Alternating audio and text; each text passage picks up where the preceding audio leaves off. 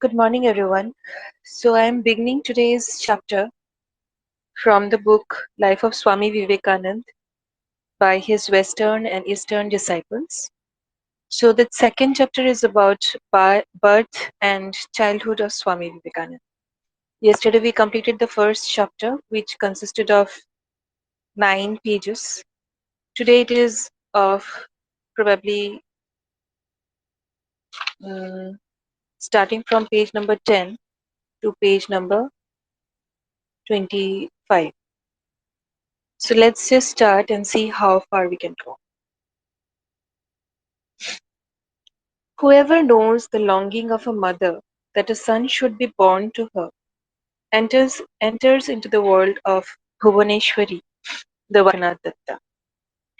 Though she had been blessed with motherhood at an early age, her first child, a son, and her second, a daughter, had died in their childhood. Her next 3 children were all daughters. Horomohini, also called Horomoni, Swarnamoi, and another who also died in childhood. So she longed for a son to carry on the family tradition, to be the link forged out of the materials of love and suffering between the past and the future.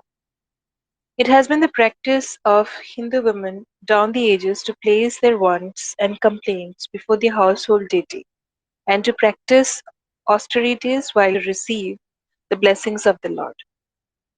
Thus, as Bhuvaneshwari went about her daily tasks, she prayed silently that her desire might be fulfilled. Now it was customary in those days, and still is, for one in dire need and anxious that some event should come to pass, to make offerings and sacrifices to Shiva in Varanasi. Those who lived a long distance from the holy city could make their offerings through a relative or friend who might be resident there. Accordingly, Bhuvaneshwari Devi wrote to an old aunt of the Datta family in Varanasi, asking her to make the necessary offerings and prayers to Vireshwar Shiva that a son might be born to her.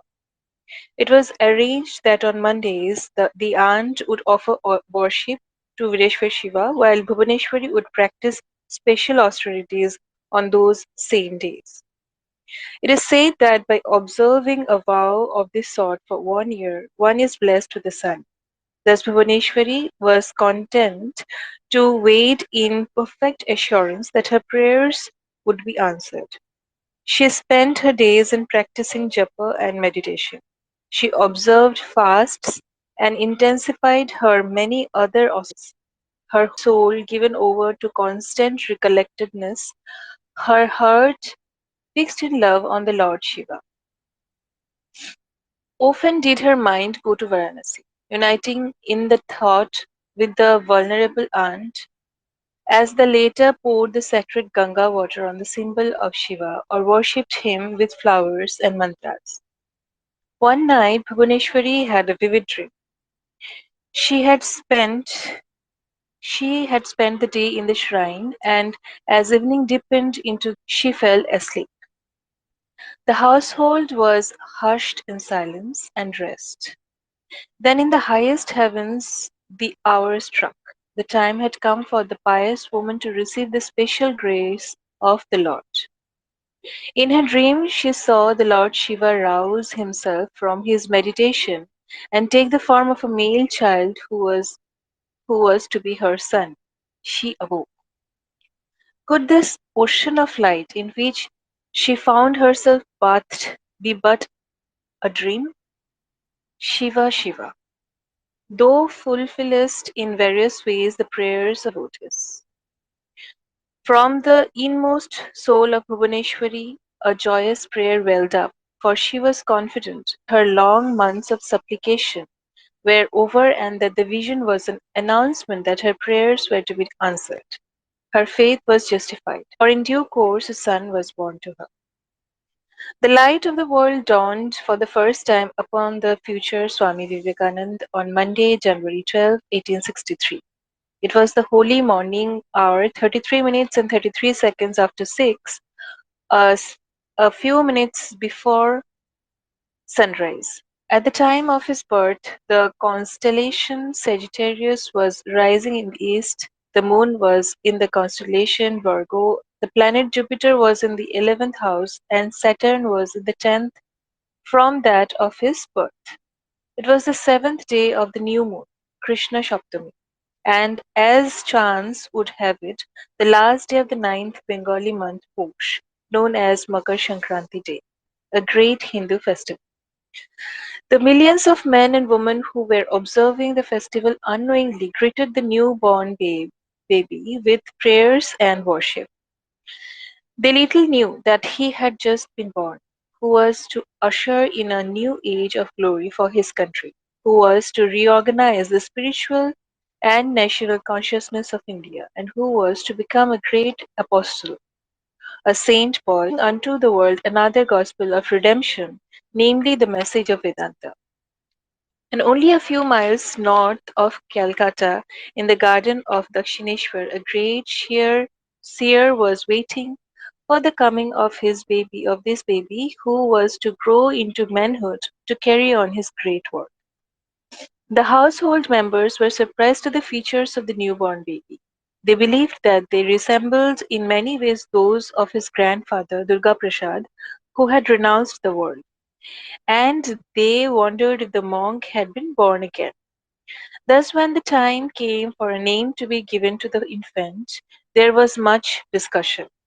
Some thought it should be Durga Prasad, but when they asked the mother, she looked into the depths of the child's eyes as if she would see into his very soul. There was a strange stillness for some moments. Then she turned to them and with much feeling said, "Let his name be Vireshwar, so shall he be called."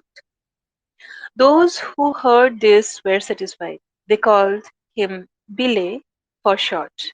Later he came to be called Narendranath or Naren.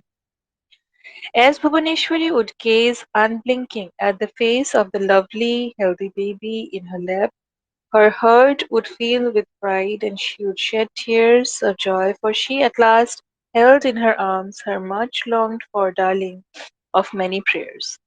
But this was no ordinary baby. In him was hidden a tremendous power, and she was faced with the difficult problem of containing his irrepressible restlessness. He was hardly 3, but already complaints against him for breach of peace were mounted. Narendranath was a naughty child, subject to fits of restlessness during which he was beyond control.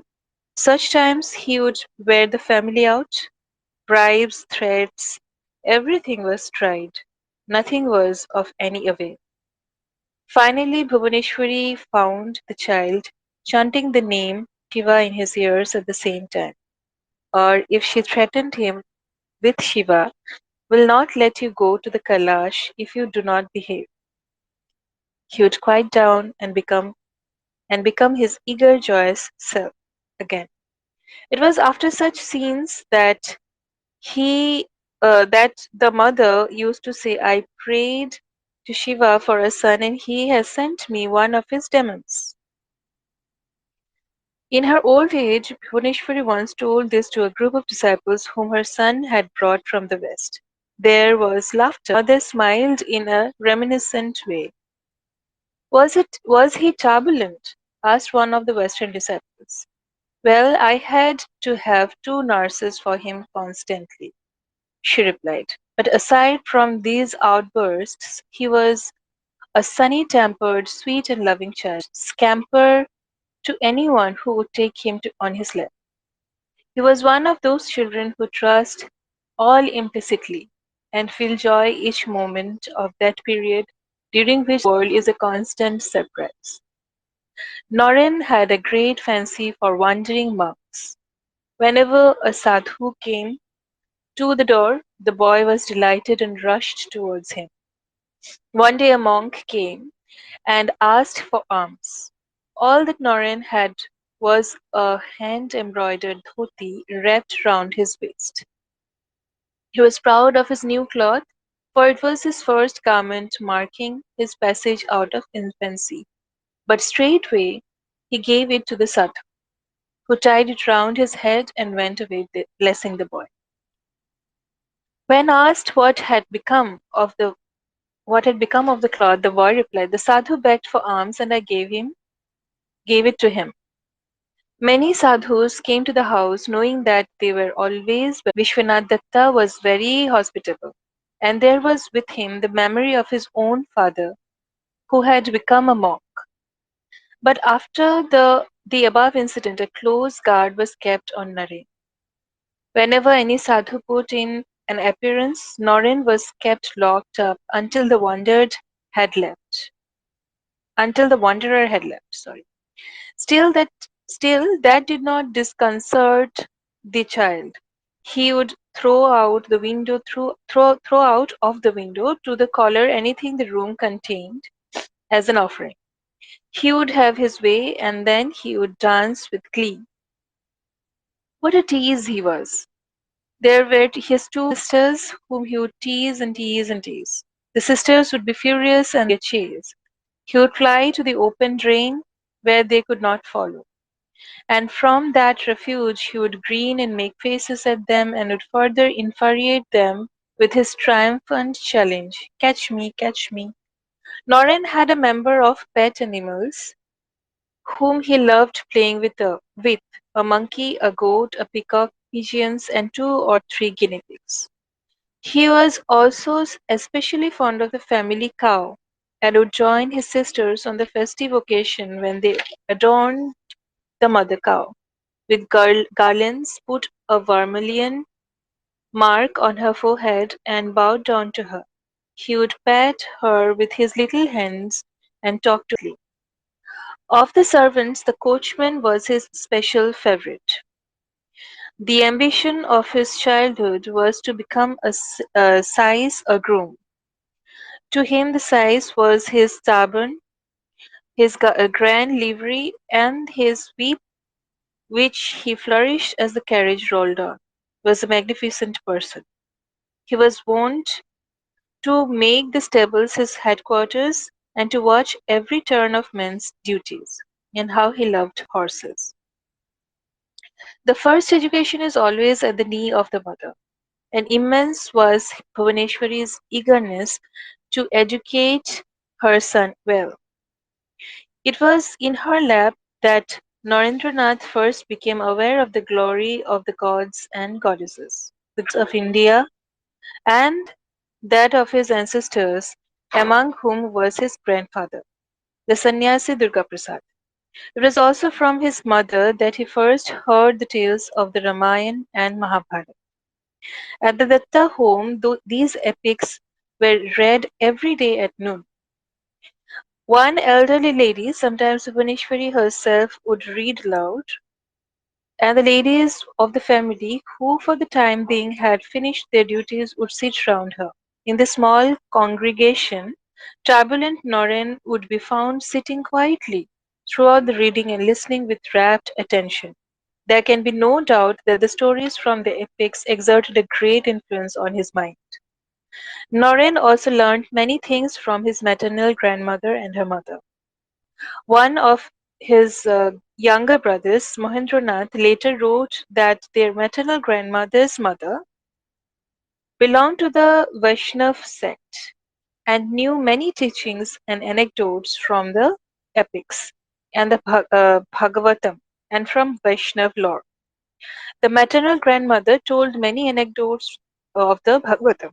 Indeed, most of the stories that Swami Vivekananda later told to his Western audiences he had heard in his childhood from these two elderly ladies. Even the singers in the street contributed to young Naren's education. Fascinating are those singers. Sometimes they come in large parties, perhaps as a family in straitened circumstances, but they are always joyous. Some carry with them an image of the Divine Mother, or it may be that a father will come with his son dressed as Sri Krishna. The boy's silver anklets ringing as he dances, while the father sings in a deep basso, beating time on his tom tom. From house to house the singers go, joyously singing of the Lord, or telling sacred stories in song. Beggars though they are, in the ecstatic arouse They are givers, enhancing the spiritual sense of the people. Often they would come to Norin's house, and for her son's sake, his mother always made them welcome, for she realized that the more often and intimately a child is exposed to the national culture, the better and truer man does he become.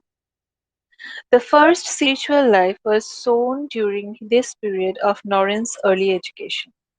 Again and again he had heard of Ram and Sita. He had listened enrapt to readings from the Ramayana and had followed the long story of Rama's struggle and conquest with all the thrill of personal romantic adventure. He had as well observed the elder members of the family sitting in worship and meditation, and it occurred to him that he too should worship Rama. One day he and a little Brahmin boy named Hori purchased a clay image of Sita and Ram, and when no one was about, they climbed the stairs that led to a room on the roof above the women's quarters. After securely closing the door, they installed the image and sat down to meditate. Meanwhile, parents of both the boys noticed their prolonged absence and an anxious search for them was begun. The hunt led at last to the little locked room on the roof.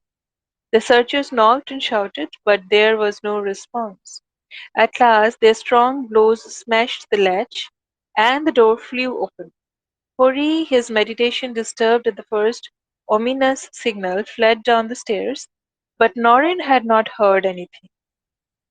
He was seated before the flower decked image, motionless in deep meditation. When he did not respond on being called by name, he was shaken out of his meditation, but he insisted on being left alone. So they let him remain, knowing not what to make of it all, for it seemed strange at his age. Shortly after this, the all knowing sighs created a disturbance in Norin's immatured mind. One day, when the boy was visiting the stable, the talk drifted to marriage, when was something intolerable to this man, which was something intolerable to this man. With the memory of some bitter personal experiences, he forcefully denounced married life, telling his young listener of its difficulties, absurdities, and of the terrible bondage it entails. Noreen stood as if terror struck, as if the spectre of matrimony were already before him. And what of his age? What of his age of Sita and Rama? He had given all the love and loyalty of his heart to these two very pure personages and worshipped them with all devotion. He had learned to respect deeply their wonderful characters, had admired their loyalty to one another, but the sighs had thrown too dreadful a meaning over the idea of marriage.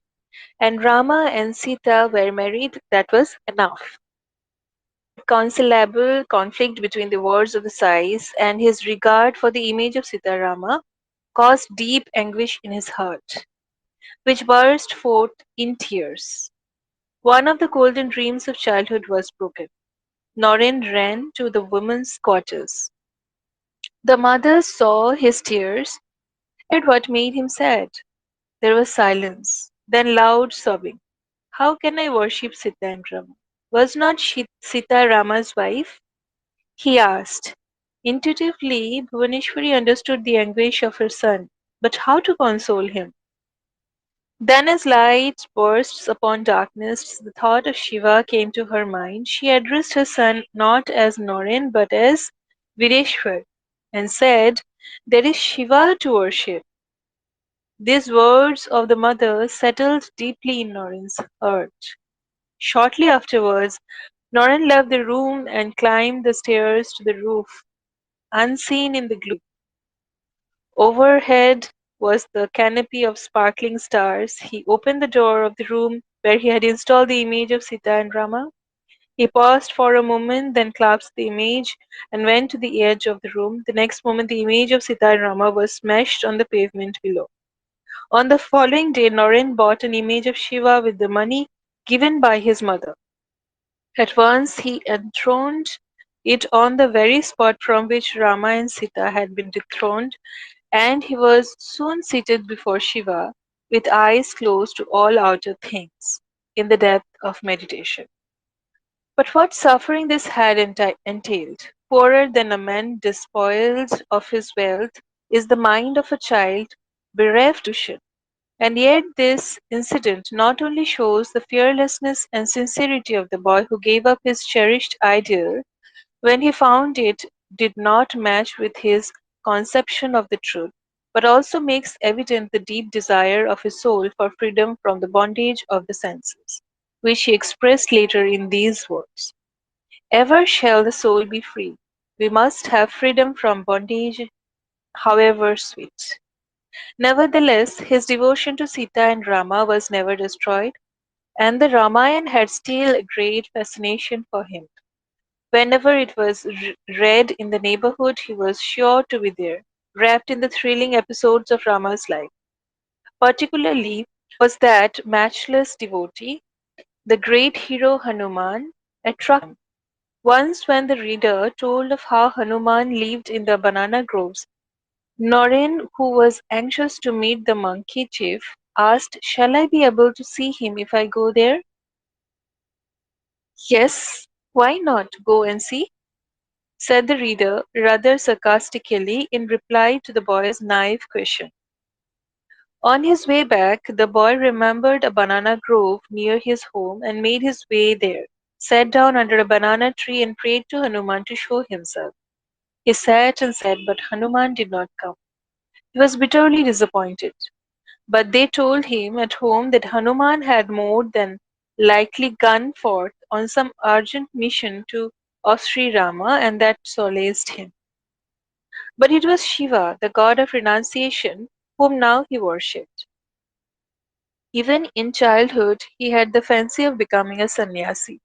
One day he was found moving nude except for an ochre loin cloth which he had put on in the manner of sadhus. "What is this?" asked his mother in alarm. "Why, Noran, what are you up to?" "I am Shiva. Look, I am Shiva," cried out Noran in triumph.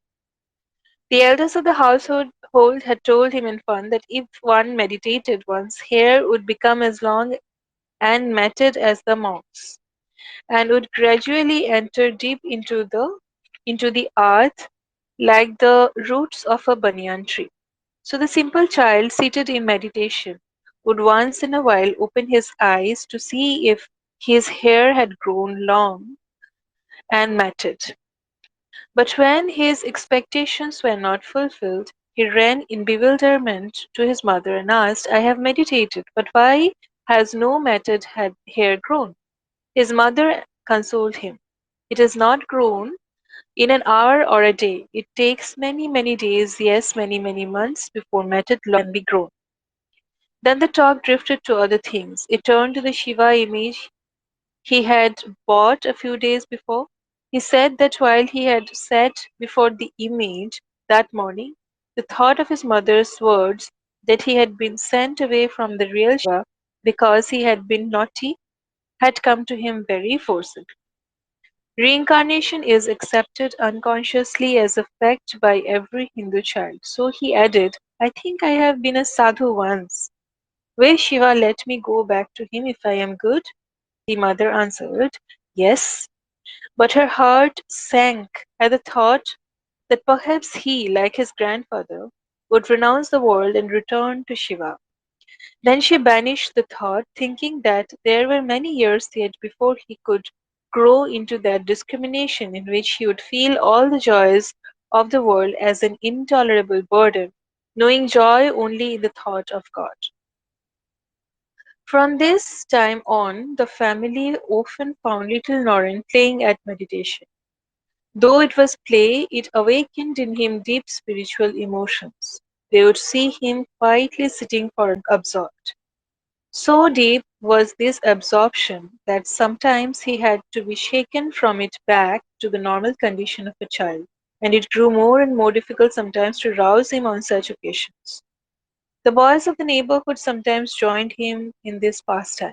One evening, when the crescent moon was in the sky and they had seated themselves in meditation posture in the worship hall, one of the boys noticed a big cobra gliding along the stone paved floor. With a shout, he announced the newcomer. Others sprang to their feet in terror, but Norin remained lost in meditation. His friends shouted to him, but there was no response. So they ran to his parents, who came in haste. What horror was theirs when they saw a cobra with its foot spread, as if strangely fascinated. They were afraid to call out lest they disturb the snake and provoke it to strike. Then suddenly it glided away, and a moment later it was nowhere to be found. When his parents inquired why he did not run away, Noran said, I knew nothing of the snake or of anything else. I was feeling inexpressible bliss. Every night brought some strange vision to Noran. Singular was the manner in which he fell asleep. As soon as he closed his eyes, there would appear between his eyebrows a wonderful spot of light of changing hues, which would expand and burst and bathe his whole body in a flood of white radiance. As his mind became preoccupied with this phenomenon, his body would fall asleep. It was a daily occurrence which he would court by lying down on his chest. As soon as drowsiness overtook him, the light appeared. Thinking it to be a perfectly natural thing which happened to everybody, he did not mention it until long after when he asked a schoolmate, do you see a light between your eyebrows at night when you go to sleep? The friend said he did not. I do, said Naren. Try to remember, do not fall into sleep as soon as you go to bed. Be on the alert for a while and you will see it. In later years, there was to be someone who would put that very question to Noren himself. Noren, my boy, do you see a light when you go to sleep? This question was a spiritual teacher, Sri Ramakrishna, but of this later. The phenomenon remained with him until the end, although in the later part of his life it was not so frequent or so intense. It told a story of a great spiritual past in which the soul had learned so well to sink itself deep in the meditation that the meditative state had become spontaneous with him. At the age of 6, Norin went to the Pathshala, the traditional type Indian school. He was in a brand new dhoti. He carried a mat under his arm, for each child had to bring his own to sit on, and from his waist dangled a little reed pen held fast by a long string. He felt himself very superior, as do all boys on their first day of school. Indeed, that day was an important one for him. Early in the morning, the priest of the family had called him for the ceremony that is performed when a boy first goes to school. All the family were present. After the recitation of a few prayers and the dedication of the lad to Saraswati, the presiding goddess of learning, the priest took Noren's right hand, putting into it a kind of red tinged writing chalk called Ramkhadi, and then, guiding it, wrote on the ground the Bengali alphabet saying, this is Ka, this is Kha. And Noren repeated after him, this is Ka, this is Kha. But schools are places where one is apt to meet with all sorts of things. And within a few days, Noren had acquired a vocabulary which quite upset his family's sense of propriety. Never again determined all the household should he go to school. Instead, a private tutor was engaged who conducted classes in the family worship hall for Norin and other boys, some of whom were his cousins, others the sons of his father's friends. Soon Naren was noticed for his exceptional intelligence. He learned to read and write while other boys were wrestling with the alphabet. His memory was prodigious. He had a peculiar way of his own of closing his eyes and sitting motionless or lying down when attending the class. The private tutor who had been engaged did not understand this peculiarity in his charge at first, and at last he became quite provoked. He caught hold of his pupil, shaking him rudely to rouse him from his seeming sleepiness. Norand opened his eyes in wounded surprise. He listened to the angry words of the tutor. Then, in self defense, he recited word for word the whole text that had been read in the preceding hour. Ever afterwards, the tutor regarded this pupil with admiration, for in his long acquaintance with boys, never had he found such a remarkable memory. Though Norin's schooling started in this way, his learning at his mother's knee did not stop. As to book learning, he learned from his mother the Bengali alphabet and the first book of English by Charan Sarkar. It was from his mother again that he learned how to hold aloft his moral standards even while struggling in the eddies of the world, and how to take refuge at the feet of God, knowing Him to be the best support of life. The mother also taught Norin, remain pure all your life, guard your own honor, and never transgress the honor of others.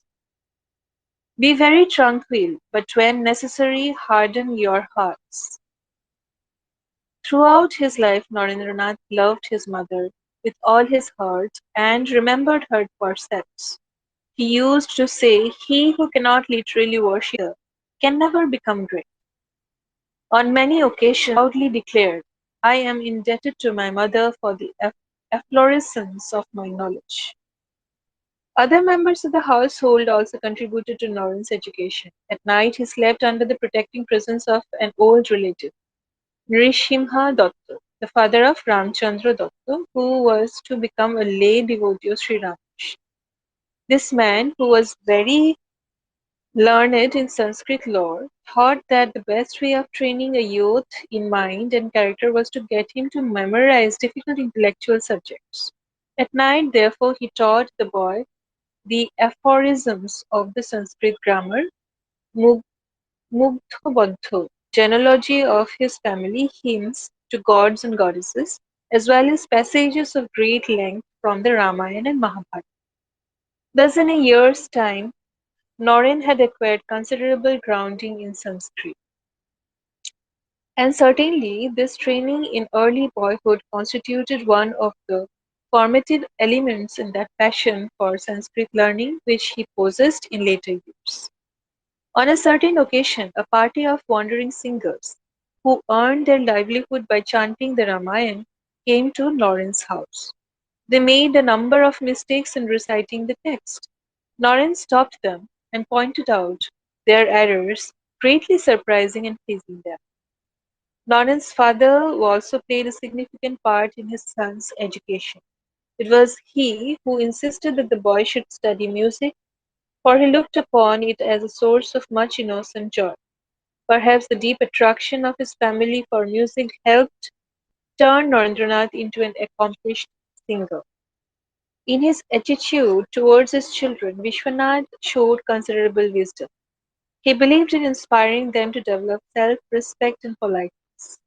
If any of them misbehaved, he did not reprimand him, but, in order to produce the required reform, exposed him to the ridicule of his friends. To cite an instance, one day Norin behaved very rudely to his mother. The father, instead of scolding the boy, wrote on the door of the room where Norin received his friends, Norin Babu said these words today to his mother, followed by the words actually said. Every time Norin or his friends entered that room, they were confronted with this statement. It was not long before Norin showed signs of repentance. Even at an early age, Norin asserted himself as leader among his fellows. Whenever occasion offered, he put himself at their head. One such occasion came on the Makar Sankranti day, the last day of Posh, the Bengali month corresponding to December January, and a holiday when boys worship Mother Ganga, and everyone thinks it most auspicious to bath in the sacred waters. Norin had insisted that this festival should be celebrated and obtained permission from his father together with the necessary expenses. Then he gathered together a group of boys, and the father instructed the private tutor, or the Guru Mahashay, as he was called, to teach them songs to Mother Ganga. On the appointed day, the procession of little fellows, headed by Norin, set out from the Datta home. Marching with flying flags and garlands of flowers in their hands, they went through the streets to the Ganga. singing all the while. When they reached the river, they burst into that song which all Hindu children in Bengal know so well, worship the Mother Ganga. And then they threw their garlands upon the flowing waters. That evening, they again repaired to the river and after improvising toy boats out of sheets of banana stems, they fastened at their prows the lights of revelers. What a pretty sight! All along the river floated these toy boats. Lawrence's party was only one of many. For miles, the Mother Ganga's waters were lighted by the love of the children. Acknowledged as leader wherever he went in the course of his life, fearless among his contemporaries, in early manhood the prince of the disciples, who sat at the feet of his master, unmatched in intellect, east or west, Naren was also king among his playmates. He was the all in all of their world. I am the Samrat, the king of kings, Naren would shout as he scampered up the stairs that led from the ground floor of the courtyard to the veranda of the puja hall, and would seat himself down as the lord of men. Pointing to the steps below, he would tell two of his fellows to stand before him as Prime Minister and Commander in Chief. Lower on the stairs, he bade five others stand as tributary princes. To his followers, he gave the privilege of sitting one step lower than the princes. He would then formally open his darbar. One by one, the princes, the higher officials of state, and the courtiers would prostrate themselves in proper Oriental fashion before the imperial presence, addressing him as son of solar splendors, the lord of lands and seas, and the protector of Dharma. The ceremony over, the king would ask about the welfare of his realm and listen to the grievances of his subjects. A criminal was perhaps then brought before him, and the grave accusations against him being proved, his Majesty would exclaim, "Off with his head, go for guards," and then 10 guards would spring upon the offender. So went Norrin's favorite game of king and the court, in which he administered justice with royal dignity and put down the slightest insubordination by a disapproving frown. There used to come to Norrin's house many of his father's clients. They would sit together chatting until their turn of consultation came. They were of various kinds. There was even a Mohammedan with whom Norrin was particularly friendly, and each was provided with his own hookah. The last was a mystery to the boy. Why should not a member of one caste eat with a member of another, or smoke his hookah? What would happen if one did? Would the roof fall in on him? Would he suddenly die? He decided to see for himself. Boldly he went round the hookahs and took a whiff from each and every one. No, he was not dead. Just father entered. "What are you doing, my boy?" he questioned. "Oh, father, why I was trying to see what would happen if I broke caste. Nothing has happened." The father laughed heartily, and with a knowing look on his face walked into his private study. Noren's boyish exuberance expressed itself in all sorts of ways, naughty and otherwise.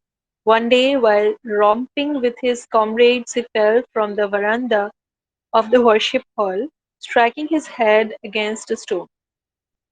To his death he carried the scar of this fall on his forehead, just above his right eye.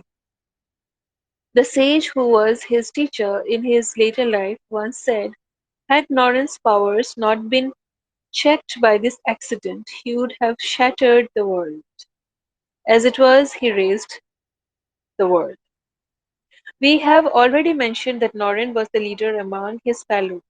Indeed, leadership was innate in him, and very early he demonstrated the truth that leadership means self-sacrifice. One day, when he was about 6 years old, he went with a younger relative to a Chorok fair at which Lord Shiva is worshipped. He purchased some doll images of Shiva at the fair, and as the two boys were returning home in the dusk, they became slightly separated in the crowd. At that moment, a carriage came dashing along. Norin, who thought his companion was immediately behind him, turned at the noise and, to his horror, saw that it was a question of life or death for the little lad, who stood terrified in the middle of the road, about to be run over. Putting his dolls underneath his left arm, Norin rushed to the lad's help, heedless of his own safety, and grabbing him with his right hand, pulled him almost from under the horse's hoofs. Those close by were wonderstruck. The danger had appeared so suddenly that there was little chance for another to have run to the small boy's assistance. Some patted Norin on the back, while others blessed him. And when on his return home his mother heard the story, she wept for happiness and said, "Always be a man, my son." There were those who saw marks on Norin's future greatness even at this time. In the year 1869, Kali Prasad, Norin's grand uncle, and once the head of the Datta house, lay on his deathbed. When he found that he was to leave but a few hours more, he called in his whole family and then asked any one of the children to read to him passages from so that his soul could pass on to another sphere with the thoughts contained in that great. All except Norin and one of his sisters felt too shy to read aloud. All except Norin and one of his sisters felt too shy to read aloud to the dying elder. So Norin took up the heavy volume and placing it on his lap, turned page by page while his voice, loud and clear, rang with the glories of the heroes and the Lord. As he was a particular portion where Garud flew off with his mother, Vinata, on his shoulders, which symbolizes the soul's rising on the wings of blessedness, the breathing of Kali Prasad became slower and slower. That in an undertone, yet with all the dainty of vision that the dying sometimes show, "Child, you have a great future before you." Having uttered these words, his soul passed away into higher spheres. There is a saying, "Morning shows the day." Likewise, by observing the sum total of qualities manifested in a child, one can have a preview of the life that is yet to be. About Norin, one can say that of his life was auspicious indeed. With his well-shaped, graceful form, fair complexion, large bright eyes, and face bearing the impress of budding genius, he naturally attracted everyone's love. His mind filled with 100 soaring visions, heart soaked in affection, intellect razor sharp, courage boundless, inventive genius astounding, working capacity unreckoned, and irrepressible. Norin was fearless even from childhood. Above all was his spontaneous inclination towards God. From his very childhood he was an adept in meditation and had delight in worship, prayer, and search for God. When we have deeply studied his life, we shall find ourselves having to admit that the foregoing account of Narendranath is not only not exaggerated, but is rather a pale representation of the truth. Those who are to change the thought of the world, as did Plato and Aristotle, or alter its destinies, as did Alexander and Caesar, are from their childhood conscious of their power. They are instinctively aware of the greatness which is to come. Narendranath too felt the spirit of greatness within. He saw things to which others of his age were blind, and he felt already, in the feeble and yet certain way of a child, the struggle which was to be his in giving expression to his vision. This brings us to the end of the second chapter, Birth and Childhood of Swami Vivekananda. Thank you for being here, everyone. It has been a difficult chapter, and I'll summarize, trying to taking down notes. But such chapters are better read in elaboration than just looking at the summary, because it has so much to offer. I was feeling very overwhelmed while reading. So, anyone, Pratik, and I really do not, Shivan Prabhu most probably, if you want to speak or say anything, I have invited you to speak. And if not, then I'll be closing. Yes, Shivan, for joining, first of all. Thank you so much, ma'am. Very interestful classes. Chapter is Yes, yes. So, are you fond of Swami Vivekananda? what, ma'am? I didn't understand. Are you fond of Swami Vivekananda? Do you read him or India. like him? Yes. Okay. Thank you. I have started hosting this Until space space timing regularly. uh, 9 a.m. Right. IST every day. Okay. Yeah. Every day, one chapter a day is the plan. Every Monday to Sunday, no? Daily. Daily, daily. Morning 9 o'clock, no? 9 o'clock. Yeah. Right. Okay. Can you share the details, ma'am? Any on space time? You can. Okay. You want me to ping you the space link every day? Yeah, yeah, yes. Okay.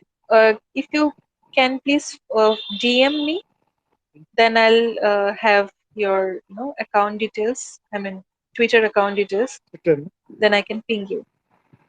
Yeah, same name. Same name. Okay. Mahaprabhu Mahalakshmi. Okay. I have followed you back. Okay. I have your inbox. Thank Very you. interesting I'll classes. do that. So many chapters. Yes. Yes. Thank you. Thank you very much. So I purchased these two volumes of the life of Swami Vivekananda by his Eastern and Western disciples. So I thought, why should I just read it alone? I can read it in a space so that people who are interested can come in and listen. It would benefit everyone. So that was the purpose behind. So thank you very much. Pratik, you want to say something? Yeah, good morning, Sonali Good ma'am. morning. Good morning. Sonali Yeah, ma'am, you did not say. You can tell me Sonali. We work in the same office, right? yeah, yeah. So it's quite inspiring, this initiative that's reading for the life of Swami Vivekananda, which is a keen. Like we have studied him in our school syllabus and all. We went through the pictures of him and his life journey when I visited Belur Math and all. And fortunately, the thing is that for this Ramakrishna mission, it is like interesting insight is that apart from the Belur Math, the second Ramakrishna Ashram, which is bigger in the size and it's quite having a larger campus, is belonging to my town of Rajkot in Gujarat. So that's a very interesting thing. And before, when I came to Kolkata for my work purpose, I usually visit quite a time at Ramakrishna Ashram when I was feeling mentally quite disturbed and was looking for a peace. So it's in the mid of the town, mid of the city. The ashram is located, and even though like being in the crowd and commercial places, we would find the Mm. inner peace over there at Ramakrishna Ashram. And another second fact, Shonali, that there was one more incident, if that's quite not deeper familiar to anybody else who is over here. would like to share that when Swamiji went to Chicago for that all-in religious conference, which is quite a famous incident across the globe, he was initially approached by one of the station superintendent of that time, who was superintendent of a Jetalsar railway station, which is near to our town, Rajkot. Came and he had this pamphlet. He offered it to Swami Vivekananda that if you are a saint and looking for any religious discourses, then there is one offer. I do not know, as I'm not able to read, but I was told that this is somehow conference is going to happen at America, and someone who is willing to participate is being invited. So upon that invitation, Swamiji went to Chicago, and the rest is history. So that two incidents, the one, as I said, that we have Ramakrishna Ashram, which is quite bigger in the campus, and it's having a bigger libraries and having study centers, and they are initiating performing various activities, which is quite helpful to the society, and even through for personal development. And another was that the Chicago incident. So I also I have been quite graceful to learn about this holy soul, and to be on as a proud moment for me was that we had a review writing competition throughout the district level at the district level, and fortunately I came across one of the chapters and the life story of Swami Vivekananda, on which I wrote a review and has got a prize, has won a prize, and the prize was actually the two pictorial representation of the quite great souls. One was Sardar Vallabhbhai Patel, and another was APJ Abdul Kalam, Dr. APJ Abdul Kalam. Yeah, so obviously the Swamiji's character and everything has a great deeper impression on all of us, like not just Indians, but across the globe also. He has been inspirational icon. Yeah, so that was the thing.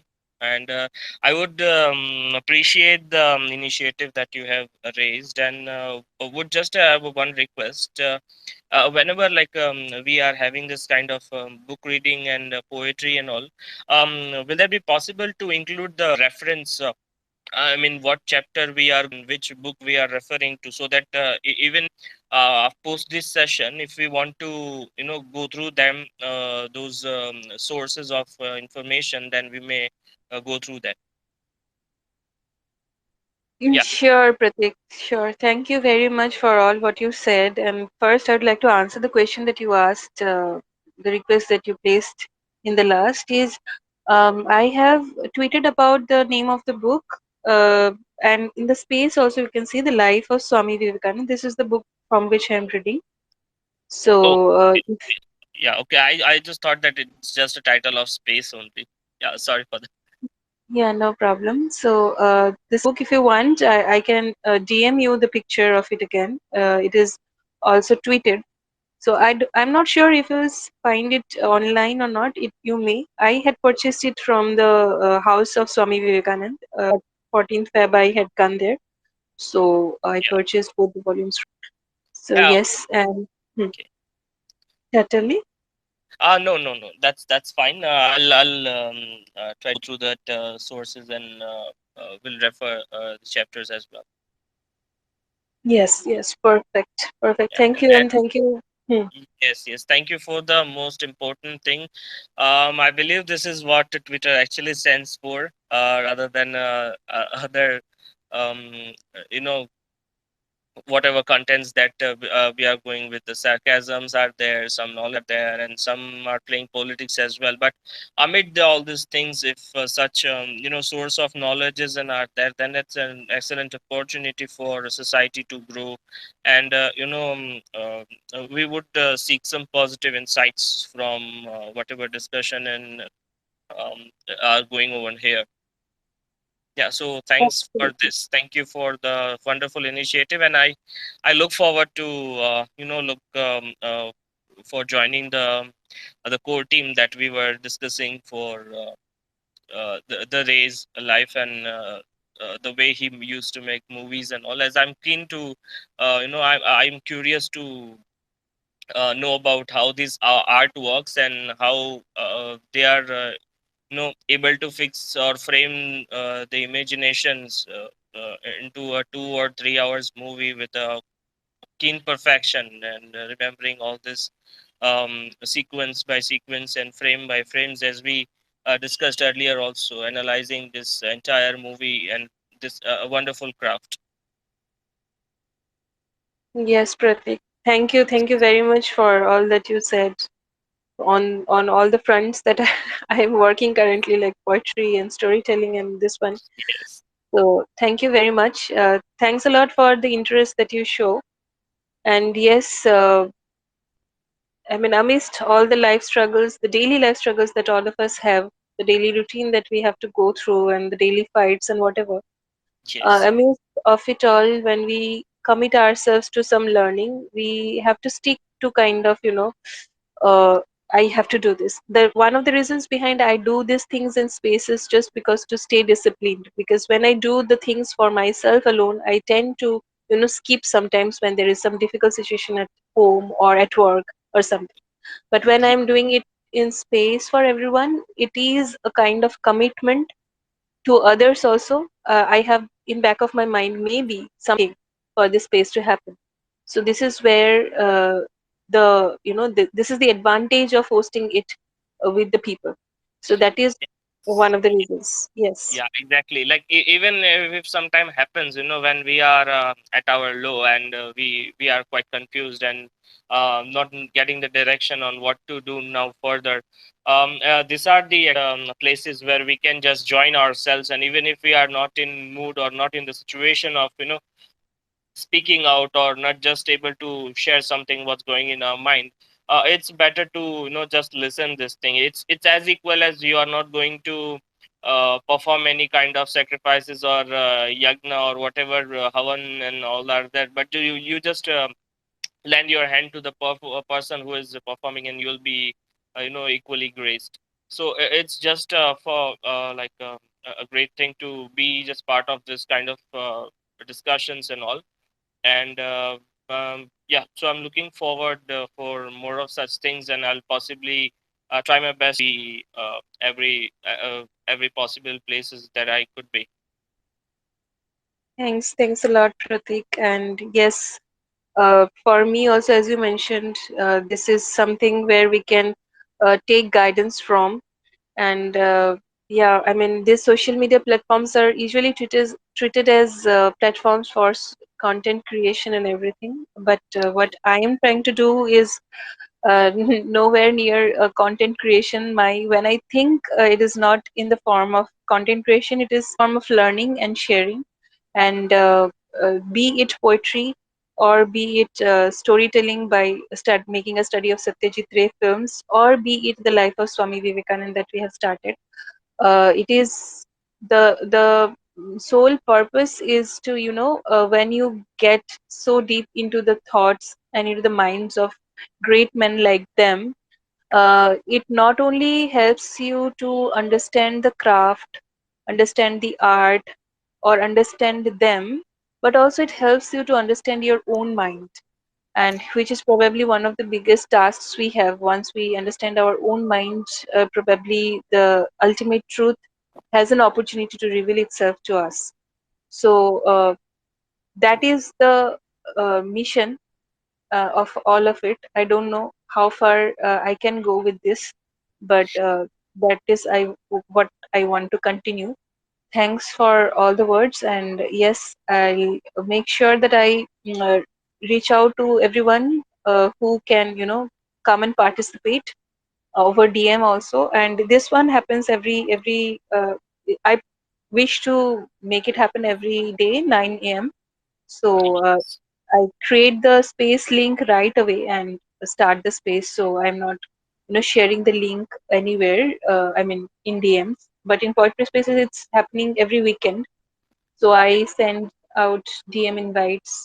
And most of the times, I actually send out only when if I'm extremely busy for something. So I just tweet about it and not send messages.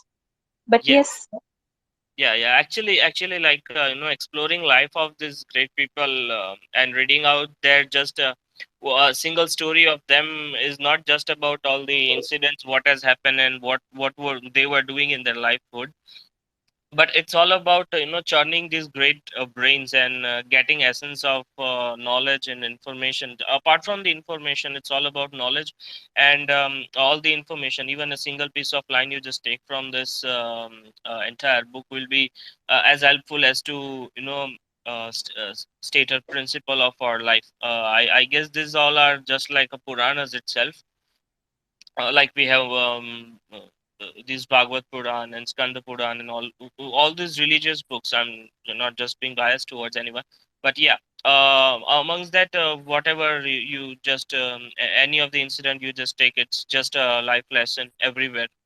As we went through, though I joined a bit late for this chapter, but the last part that was also quite informative and much to learn from them. And so we are looking forward for more sessions also and everything that we can get from the life of Swamiji, and perhaps not just up to the Swamiji, and we'll look for some further more characters also that could be quite inspiring, for the youth especially. The youth is growing; they are growing at a much faster rate, but there also needs to be a way of discipline and setting up some boundaries could preserve our civilization especially. So yeah, Swamiji not only a modern hero, but he is an ideal example of having a disciplined mindset, a focused mindset, and being a truthful, fearless, and lot more qualities from him to learn. Absolutely, absolutely. I loved all the words that you used. Absolutely true. And yes, we actually, yesterday when I was having the poetry space, we read about Rabindranath Tagore's The Call of Swell, the chapter. In that chapter, we came to know about his initiative for Indian peasants. Like he Yes. had, we know about Shantiniketan, his educational experiment, the university that he had set up, but hardly any of us know about Sri Niketan that he had established for, helping the Indian peasant to uplift their spirit of owning their own life. So uh, we just these great men have come down, done so much, and the amount of things that they have to in them still after they have passed away, so many years after they have passed away, we they have so much to offer, to inspire us, to show us how to live, how to think, how to execute, how to plan everything in all aspects. And what we know about them is just their name. So that is a little pitiful, but yes, the minimum that we can do is always keep on, trying to reach out to these books. As you rightly said, these are like living scriptures. The life of great men, the lives of great men are like uh, living scriptures, the scriptures they have lived. Yes. So yeah, so yeah, and even this second chapter that we studied today is about the birth and childhood of Swami Vivekanand. It was all through the time I felt that a 6-year-old boy and so many things, he was already seeing the light in between the eyebrows, which we cannot even dream of, probably towards even the end of our lives. Like we would feel that okay, I have got enlightened if I'm able to see the light in between my eyebrows.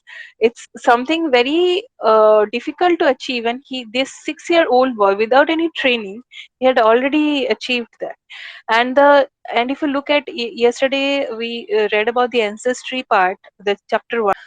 It was talked about his grandfather, his grandmother, his mother, his father, how noble they were, what were the life's principles, what were the difficult conditions his father Vishwanath had gone through when he was a small child. Because Vishwanath's father, that is Swami Vivekananda's grandfather, had renounced the world and had become a monk at the age of 25, just after the son was born. So all the responsibility was on his mother to raise him up, and his uncle actually took over. in the absence of his father, Vishwanath's father. And he was treated not more than just an orphan. So he had a very difficult. He could have turned out to be someone very reckless, very irresponsible, very toxic someone. But in spite of the difficulties, he turned out to be someone deserving to be the father of Swami Vivekananda. Can you just imagine? So these Yeah, are real life examples, and we can learn so much even from this chapter. We have so many things, so many questions around parenting also. But if we look at the childhood of this great man, we can have an idea about how parenting should look like, how childhood should look like. A yeah, balance between the freedom and discipline, as it was mentioned in the book, in this chapter, that one day Swami Vivekananda had spoken very rudely to his mother. So to know about that, yes, he also did speak rudely to his mother. It's not that only we do, he also did. But how was he brought back into track? Was his father did not confront him right away, or did not banish yes, him for that behavior. But what he did is he wrote it down in the door of that particular room where all his friends used to come in, and every day they would see that particular statement that he had uttered to his mother, and that made him repent. So you can see that how, without directly demeaning someone in the process of teaching, the approach was somewhat to make the child feel the mistake from within. So there are so many examples, and yeah, like, it's really uplifting. The mornings yes. become really great with such I readings. believe this 18th and 19th century heroes that was born into this holy land of India. I guess post the invasion of some invaders before 700-800 years, and post that we seen the colonial domination across the globe. But what thing that has kept us still Indian, despite this colonial era, and whatever things were imposed upon us, and whatever things we have been went through. I believe these 18th and 19th century heroes, like if you say Maharshi Aurobindo, you say Raja Ram Mohan Roy, you say reformers from the Western India like Mahatma Jyotiba Phule,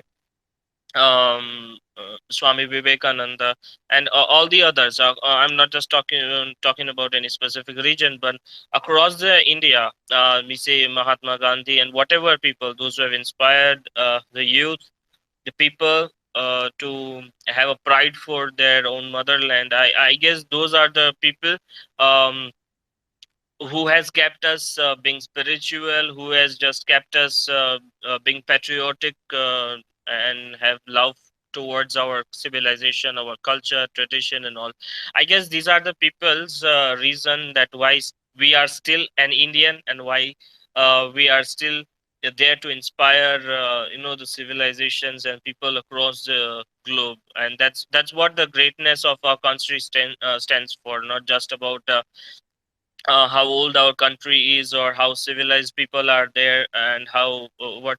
But whenever any of the Indians are going outside the country, and whenever they are meeting across the people, when some visitors are there in our country, the humble and the polite attitude of us are just because of these people, those who have maintain their high morals for us, and they have set up a high standards of moral, being ethical, and a politeness, so that we may stay disciplined. And these all things are gradually everything, whenever everything just the end of that specific thing. Whenever a person is born, it's just a beginning and a countdown of his death ultimately. So every civilization, it's when it is beginning, their end is destined itself. But you know keep going it alive, we need this kind of propellers, or the boosters we say, in the society, which could enhance the durability of the civilization for 100, 200, or 500 years.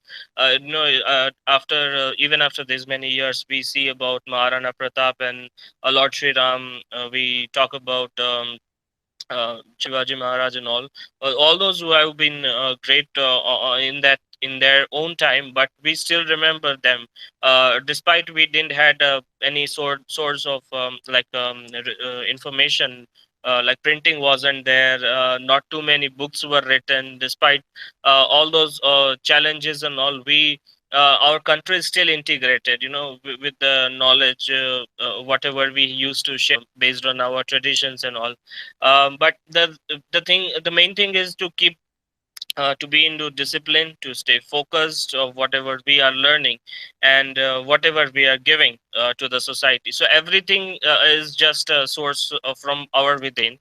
Whatever you say, everyone say, for example, we have a, global international schools are there, and top world class universities are there. But when a student is coming out of that university post his learning, and if he is not able to produce what he was inducted in his mind, but that's of no use. That person is of no use. And even if we say the person who has never been to school, but if he is having a high morals, he is surely spreading lights of his character across the society, and would continue to inspire people throughout the generations and throughout the centuries and millennia and all. Yes, yes, absolutely right. Very rightly said, and thank you for bringing on all those pointers. And it's not just about one region or one particular person. It's about all the great men that have come for so many centuries from across all the world, from any corner of the world. And yes, particularly India has been blessed with really great men. And even if you're able to study one single great man, it would be, something that we would be overwhelmed. I sometimes feel that one lifetime is not just enough for, to even discover or to find what these great men have contributed to us, the amount of knowledge they have to share with us, and of course the regular kind of schooling and whatever education we receive these days, it's so much information based, looking deeper into our with our within, the wisdom that comes from within, that has somewhere been lost. So, reading the lives of such great men actually brings us back to the roots. So, thank you for all the pointers. I see Praveen joined to the space. Thank you so much, Praveen. It's it's an honor that to see you in the room. About to close the space because the chapter two, which was based on birth and childhood of Swami Vivekananda, had been read and we discussed on it a little bit. I'd be summarizing just like yesterday, the writing it on a piece of paper, the summary of it, because a lot of people cannot spend enough time in listening or something. And even I take notes whatever I read, so I'll do that. But apart from that, I would love to hear from you, Praveen, if you want to say something on Swami Vivekananda or his childhood or anything what you want to speak. Hey Sonali, thank you so much uh, for doing this space because I have been recently started you know consciously started reading about Vivekananda. So when I say consciously, it means earlier we have read things from here and there, but I'm at the stage of my life where many things are making sense to me, many things are not making sense to me. I guess that is the age of 30 for me. Everybody has their own different journey. And the work of Swami Vivekananda, because today I was doing some research on, mysticism and science, and I was reading one article, and then I was trying to, reflect on Vivekananda's thoughts as well, because whenever he spoke about religion, he always, spoke from the scientific lens as well. And now, it's not just now, maybe this debate has been always there between religion. The debate has been religion versus science, right? So very few personalities they came and they became a bridge between religion and science, and Swami Vivekananda was one of them. So why this bridge is required? Because they both are not the opposite polar, right? They both are the uh, just like flip side of same coin. When we talk about religion and science, it's just like they are part of one, they are complementing each other. It's just uh, religion is nothing but a metaphysical, And science is something, you can objectify things. It's a object experience, and that is the subject experience. I would say object experiment or the subjective experience. I guess, you should do this space and stretch this topic further, because whenever I go on YouTube nowadays, I see where, those people, they are doing the genuine work in the area of mysticism, and they are calling them pseudoscientists. Actually, all of them are not pseudoscientists. What are they trying to do is they are trying to make a bridge with your scientific mind, and using Vivekananda as a tool for youth to make them understand about the mysticism and the religion and the metaphysical is going to be really. Yes, Praveen, thank you very much for what all you said. I completely agree. And about the conscious reading of Swami Vivekananda, you were very, pointing out it really well. Actually, when I was also a child, he was probably one of the very first persons who had influenced me, inspired me, or I had read much about him, but much about what he had told, but not in a very structured way from here and there, just as you mentioned. But I was initiated from Krishna Mission when in 2015, and that is when I came to know that that they prescribe that before initiation you have to first go through the life of Swami Vivekanand, then you have to go through the life of Sri Ma Sarda Devi, then through the life of Sri Ramakrishna Paramhans, and then you are ready to read what is there in the Gospels of Sri Ramakrishna. So this is the sequence. So when there is a particular sequence, your mind gets ready to absorb the amount and the pattern of the representation they have done through their life, and that is so that is so helpful to understand the structured way of understanding. And as you rightly the versus religion, this confusion, I sometimes find that there are most of the most of the mess that happens all around the world in our personal lives or otherwise, it's mostly driven by misunderstanding. Either people misunderstand or they want to misunderstand. Sometimes it's like, okay, if I am intentionally able to misunderstand you, then I'm winning, then I'm feeling bigger. So these are the two things that usually happen. But all that I intend to do is learn, and while I am learning, I'm just trying to share. I have been working on reading the life of Rabindranath Tagore. Yesterday we had a space on poetry, every weekend we have. That one was also very enlightening because I, being a student of Rabindranath Tagore's music from the age of 4, I, while being so close to him, his work, I never knew that he had worked so much for Indian peasants.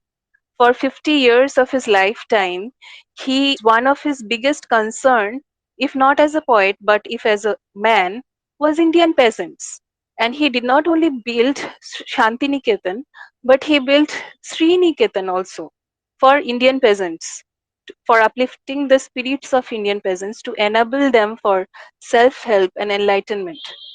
So we know so less, and these men, these great men, even after they have passed away, so many years after, they have so much to offer, right? Like uh, you are giving even after your death. So it's really overwhelming, and that is the reason the I want to really learn every day, and share while I learn. And if I share every day while I am learning, that becomes a discipline. So that is one of the reasons behind it. I'm trying to do it on Twitter Spaces. On YouTube, I'm just not able to, upload all the time, download and upload. All these things are not happening. But at least on Twitter, I'm trying to be regular.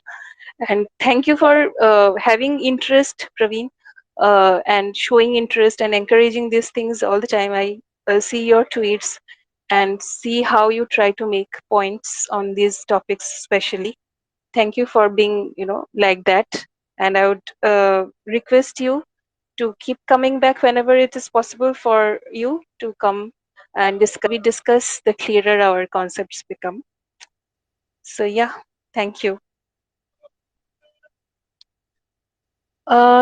Anyone wants to share anything anymore, or I'll just be closing the space today. Tomorrow we will be reading the third chapter on Life of Swami Vivekananda. Then I'll try to post the summary of it, of the chapter 2 today itself as a note. Yes, Praveen, please go ahead. Yeah, I mean, just last thing to mention, because if people are here in this space and seeing the name of Vivekananda, that means they might have some in towards spirituality. So I have been coming across, many personalities nowadays from scientific background. They are either neuroscientist or physicist, and these people are talking about mysticism and spirituality. So since our mind is pretty logical now, we think very scientifically, and if we don't get any rational explanation to anything, we tend to reject the idea. So if you really want to explore spirituality from a scientific background, YouTube is the tool. Simply go there and type, word like mysticism and science and spirituality. I'm not giving you the name, but you will come across few personalities and then you will be following their work. Eventually, what will happen? I have seen one pattern. Those people, they call themselves atheist or rational or whatever they call, just to stay cool. They they tend to have, tend to live a difficult life. This is my observation, my personal observation. This is not a remark, I'm just sharing the observation. Either busy with the intoxication, but the point is this: I rarely find them joyful and happy or the contentment in their life. But those people, they have some drop of spirituality in their life. I have seen they are well equipped enough to handle the difficult situations of life. In their surrounding, you naturally feel uplifted and you feel joyful in their surrounding because they are living joyful life. Eventually, what is we want that society, right? So if your rational mind is not able to keep your society happy and better, what is the use of that, right? Especially for the youngsters, you know, if you are real atheist, you can't do the better job than that, because then you will be really crystal clear in your head and you will be questioning everything, and in very short time you will excel in life. But the problem is this: we are not the real atheist, because to being a real atheist you have to say no to everything whatever is not in your observation or experience, but that is not possible. So we are just using this title, even including spirituality as a title or atheism as a title, just to stay cool. It's not title, it's entitlement. So we have to be really conscious about these things. Yes, Praveen, thank you. Thank you very much for um, bringing these topics as well. Yes, Pratik, you think? Yes, I just would like to weigh in what Praveen says. I agree with you, Praveen, for the last thing that you said, that the atheist or whatever people they say they don't believe in anything. They appear for appearing. I guess it's all about the mindset. What we say. Say for example, if we say we are spiritual and all, we know that apart from materialistic world and apart from just having a body like every other human being, there lies a soul behind that, which has some characteristics of humanity, livelihood, and everything. And I guess it's all about the mindset where we are being egoistic, or we are egoless, like without any sort of ego. So whenever when it comes to spiritualism or religious activities and all, the main thing that our religions teaches, any of the religions across the globe, is about humanity, serving humanity. So whenever we serve to any other people, and whenever we are doing a seva or kind of anything, even if people in the past times, the criminals would be given a punishment rather than putting them into prison, order to serve people, serve the poor, serve the people, those who are specially abled or those who are disabled and all.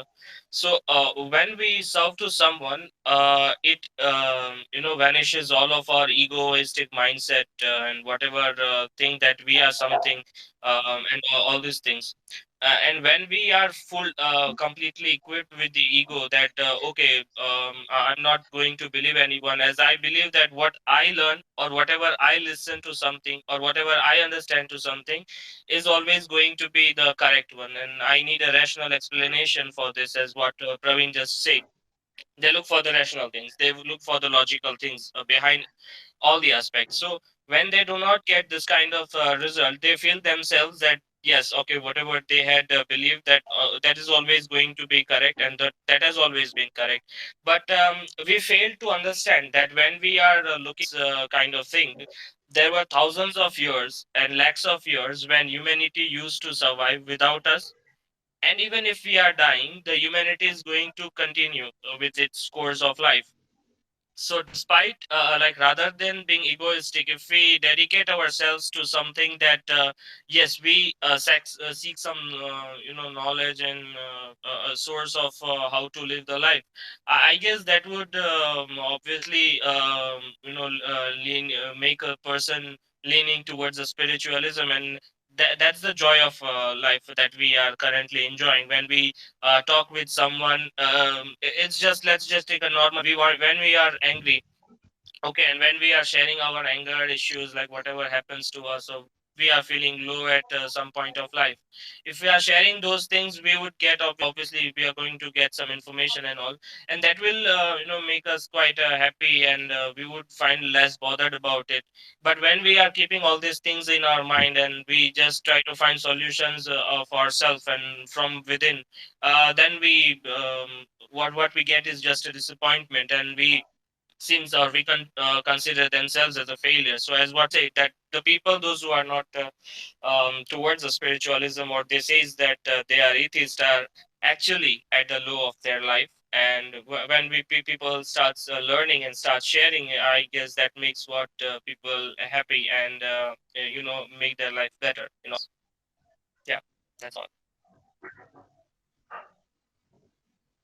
Thank you very much, Pratik, as well, on adding on top of what Praveen wanted to say. But yes, I feel, Sri Ramakrishna Paramhans had said, Jato mat tato path is, which means, it is in Bengali, which means that uh, there are multiple ways, depending on the number of multiple, I mean, there are multiple ways depending on the multiple opinions. So you may have different perspectives, as well as you may have different ways. But the point is, if you are proceeding further to reach to your destination. So that is all what we can do, what we are doing as human beings. Anyway, Swami Vivekananda has also said, whatever way you take will ultimately, sooner or later, you are going to reach the goal. So I hope the best for everyone, whatever way they take. We just need to learn on the way and be respectful towards each other. And I hope we learn every day from each other and from great minds like them. And yes, on that note, would love to, Sorry, yes, before Praveen. you go, I have a question to Hmm. you. Uh, Yeah. do you have any, have you read somewhere, since you are part of Ramakrishna Paramahansa mission? Uh, Hmm. no, there is a story that Ramakrishna Paramahansa, he went to Totapuri, and then he was talking about Kali comes, because he was a devotee of Kali, and then Totapuri. I'm sorry if I'm not, if I'm using here and there, because I have very super knowledge about these things, because I have just started reading about Hmm. Vivekananda. So then he asked that, you have the sword, and you can, you just, uh, I mean, you can make it Kali in two parts, and then Kali will disappear, something like that. So can you please reflect on this story if you have it? I know about the teachings that he got from Totapuri, and also he used to he actually converted to different religions. He just with the curiosity to find out if he can get enlightened through any of the religions, through any of the paths, and he found out that through every of the religious paths, he was able to uh, attain the same enlightenment. It was not just one specific one. So that was his conclusion that he had made. And about the Totapuri incident, I cannot really tell you about the detailing, because I have also not gone through all the 5 volumes of Gospels of Sri Ramakrishna. I have completed only 3 of them, or maybe 2.5 of them. I stopped there.